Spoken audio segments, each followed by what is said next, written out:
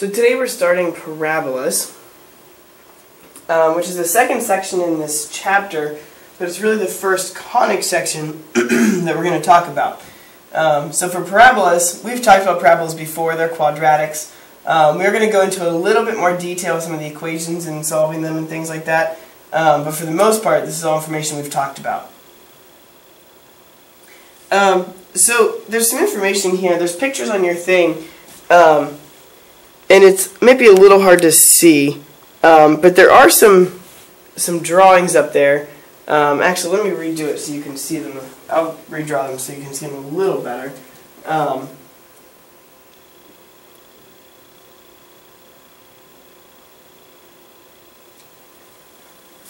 So when you're doing this, if we look at a parabola,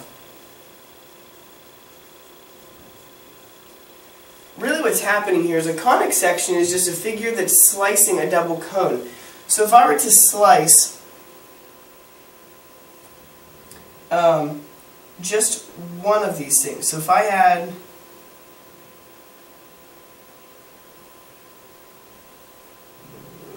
something went through here like this, where I intersected this would be a parabola. So if you come at it, I mean it's kind of hard for me to draw accurately, but if you come at that with like a sheet of paper and you intersect that cone, what you're going to get where the sheet of paper and the cone intersect is that parabola shape. Well, the next one is a circle, and that's if I were to go just straight across and have a sheet of paper that intersected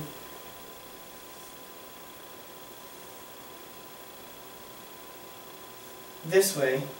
When you intersect it in here, you're going to end up with a circle.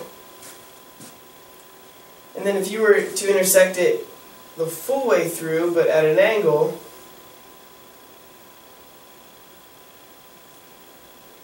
you'd end up with that ellipse shape. And then if I intersect it straight this way, I would end up with the parabola shape here. It would go, or the hyperbola, excuse me, because it would go both ways there. There are better 3D drawings in your book that you can look at and kind of get that. So this one is the ellipse. This one is the hyperbola. So we won't necessarily look at them in this context for the rest of them. This is just to kind of show you where these conic sections are coming from and what we do to obtain them. So when we look at a parabola,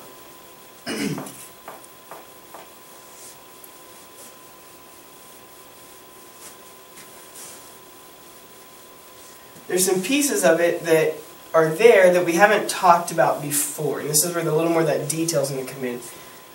So it can also be defined as a set of all points in a plane that are the same distance from a given point called the focus and a given line called the directrix. So if I were to graph a parabola, okay, here's my vertex. So this point here would be my vertex. Inside here somewhere would be what we're calling the focus. So some point that is going to be equidistant from all these points here. And then through that point here is our asymptote. Okay, if you remember, it's symmetrical across the asymptote. And perpendicular to that, down here,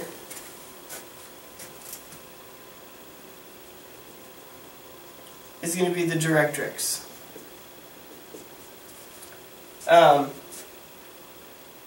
So those are just some of the pieces that we're going to be talking about here with parabolas. And honestly, there are some other things in there that are mentioned, but we don't necessarily talk about them.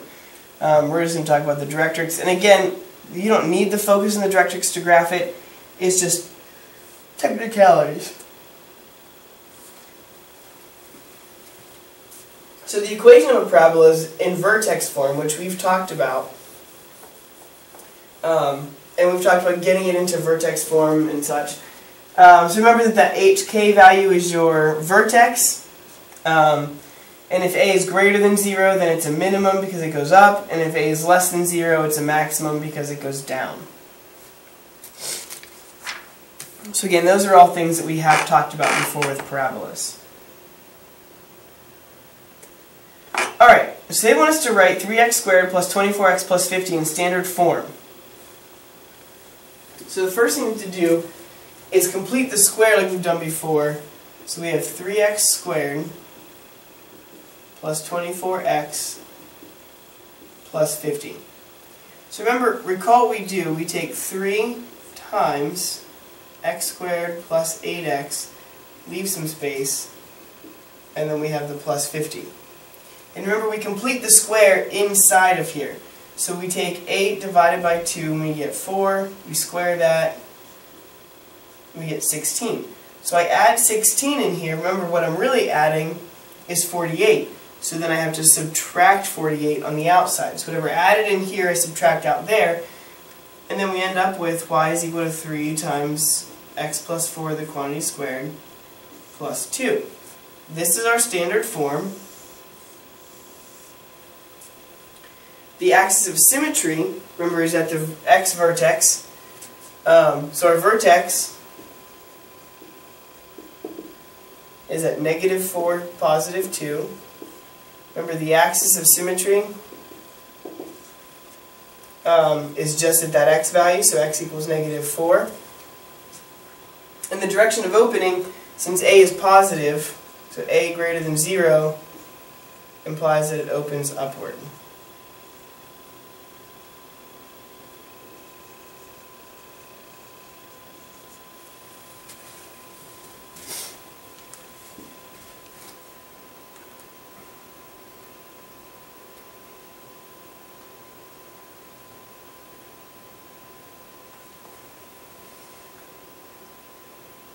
And we've done all of those things before, it's just been a little while, so that's kind of a brief review. Alright, now they want us to graph a parabola. So again, there's a couple of ways you could do it. You could do it using vertex form like we just did. You could use a table of values. You could use the axis of symmetry equation. There's a bunch of things you could do to graph this. There's lots of different ways, whatever you feel most comfortable with. Now with this one, I'm just going to use a table of values because everything else is 0.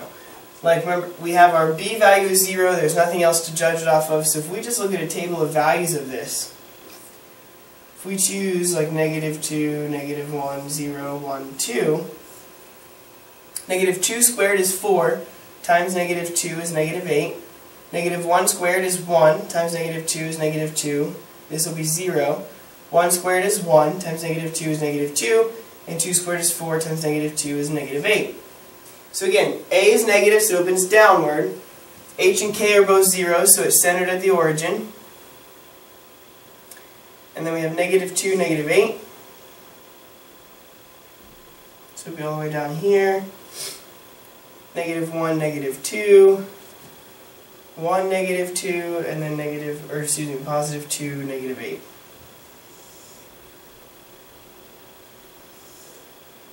And that's our parabola.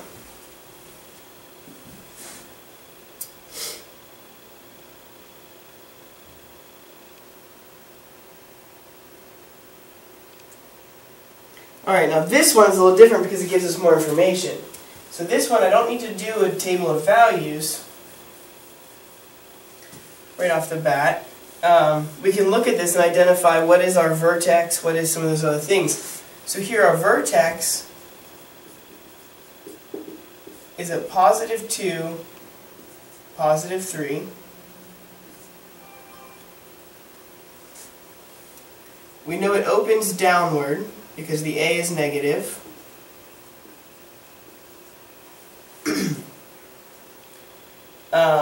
And then we can find like 1 or 2 other values. So the center's at 2, so we know 2, 3 is one of our points. So I can go down to 1 and 0 and just get 2 more points here.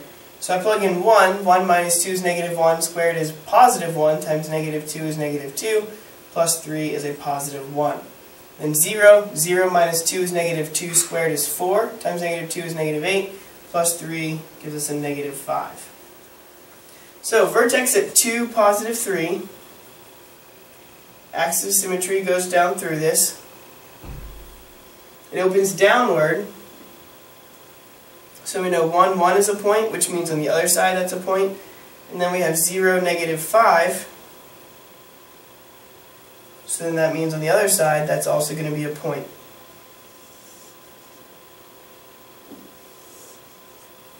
And so that would be our parabola there.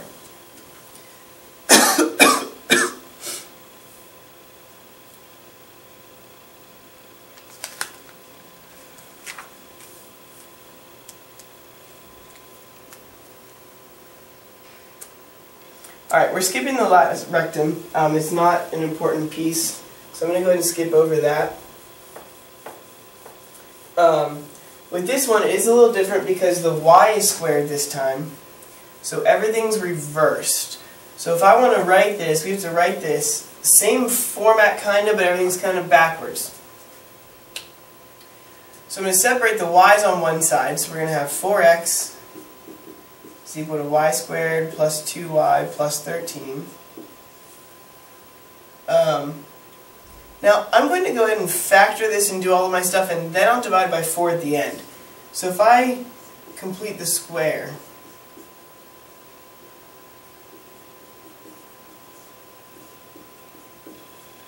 we have 2 over 2 is 1. 1 squared is 1. So I add 1 here, which means I subtract 1.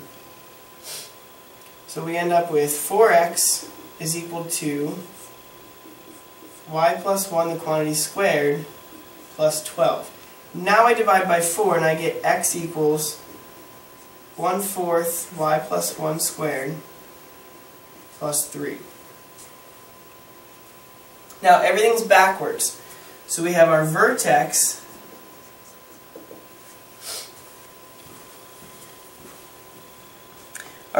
is going to be the x values on the outside this time. So it's going to be at 3, negative 1. And this time, since it's positive, it's going to open, it opens to the right. So this time our vertex is at 3, negative 1. So here's our vertex. My axis of symmetry actually goes this direction.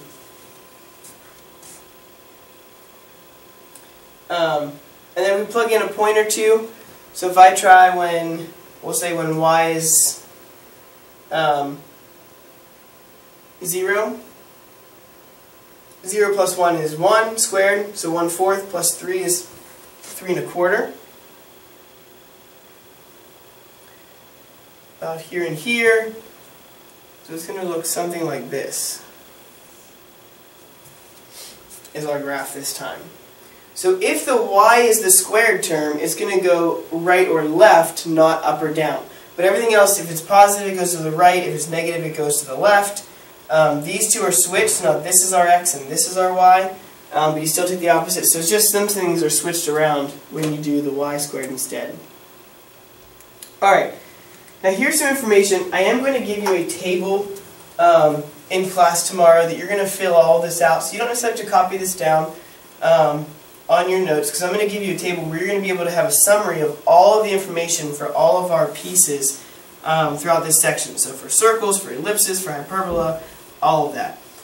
So for right now, just kind of take a look at this, recognize some things. So again, the lattice rectum we're going to skip over, so you don't need to know that. I didn't worry about the focus of the directrix, but they're on there, just so you kind of know how to find those things. How to find the vertex, all of those things. So they're all there, and we'll talk a little bit more about that in detail as we continue on throughout this chapter. But for now it's there, and your homework is 7 through 19 on page 571. And again, anything with the lattice rectum you can skip over for this section, because I did skip that.